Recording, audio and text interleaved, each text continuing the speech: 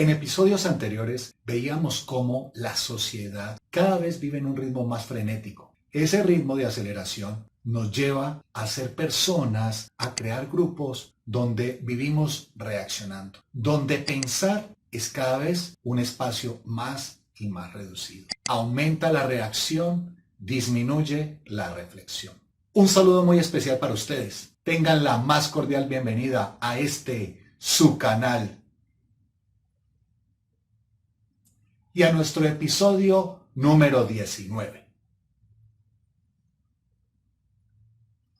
En este episodio quiero ser lo más respetuoso posible con cualquier posición teológica que usted tenga, o incluso si no profesa ninguna. ¿Qué quiero decir con esto? Voy a hablarles principalmente desde las experiencias de la religión en la que yo fui criado. No quiero dar nombres específicos, sin embargo, posiblemente usted va a identificar la religión que yo tengo.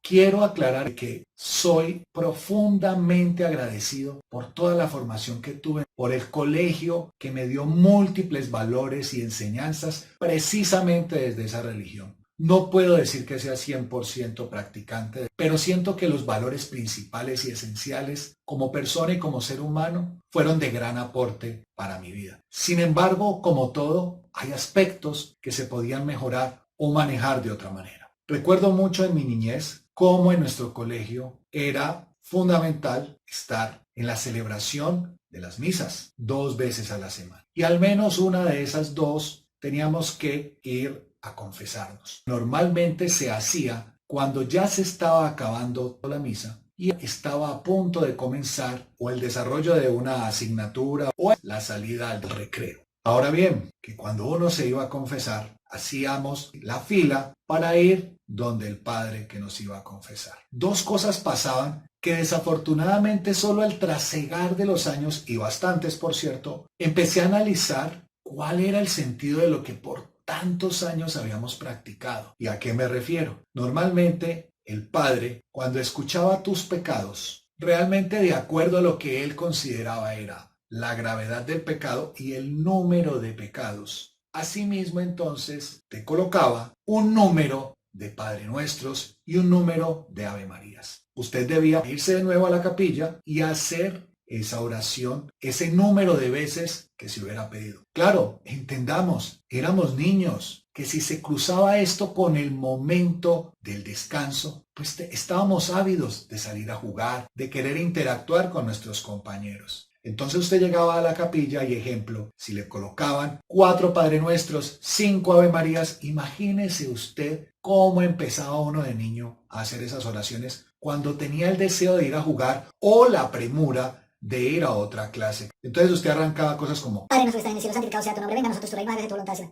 Dios te salve María, llena eres de gracia, el Señor es contigo, bendita tú eres entre todas las mujeres. Santa María, Madre de Dios, ruega por nosotros. Entonces, ¿qué pasaba? Usted realmente no podía decir que en un espacio como ese la verdad estuviera interiorizando lo que estaba haciendo. Por lo menos en mi caso debo reconocer que estaba primando el deseo de salir a jugar, de compartir con los compañeros. Entonces la reflexión no se daba. Y por el número de Padre Nuestros o Ave Marías, con solo decirlos, uno se sentía libre de pecado, como un angelito con sus alas, para llegar casi que flotando al patio de juegos donde estaban sus compañeros. Ya cumplí, ya estoy perdonado. Esa dinámica me parece que nos construyó a muchos, voy a hablar al menos en mi caso, llevó a que mecanizara muchas veces estos actos de lo que debería ser una reflexión y una meditación. No importa su posición teológica, lo importante es que cuando usted tenga espacios de reflexión y de meditación, busque hacerlos desprendiéndose de lo mecánico. Incluso cabe para los ateos, porque así los ateos no crean en un Dios. Ellos también meditan, ellos también reflexionan. Entonces, en cualquier caso, lo que deberíamos entender es que uno no debería mecanizar esas prácticas.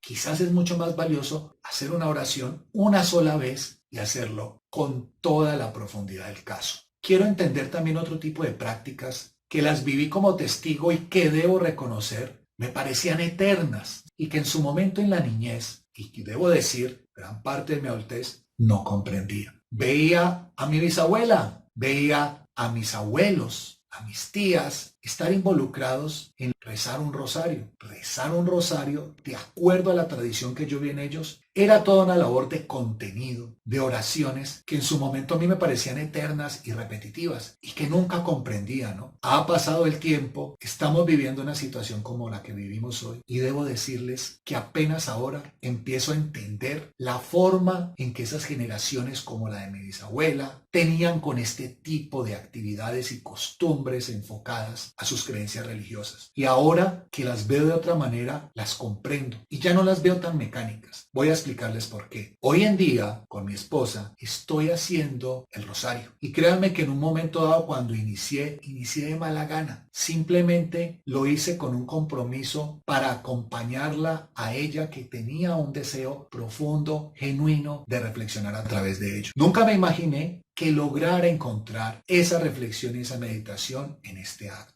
Hoy en día, hacer y rezar el rosario me ha llevado a que en el trasegar de la lectura, de la oración de ello, mi mente empiece a pensar de manera reflexiva, analizar mi vida, agradecer lo que tengo, pedir por lo que considero es necesario, enfrentar mis miedos, mis incertidumbres, pensar en la familia. Y todo esto es lo que considero hacían mis abuelos en esos trasegar que me parecían eternos recorridos de lecturas y lecturas. Estoy completamente convencido que era su manera genuina de sentir a Dios, de conectarse con algo que para ellos era profundamente importante.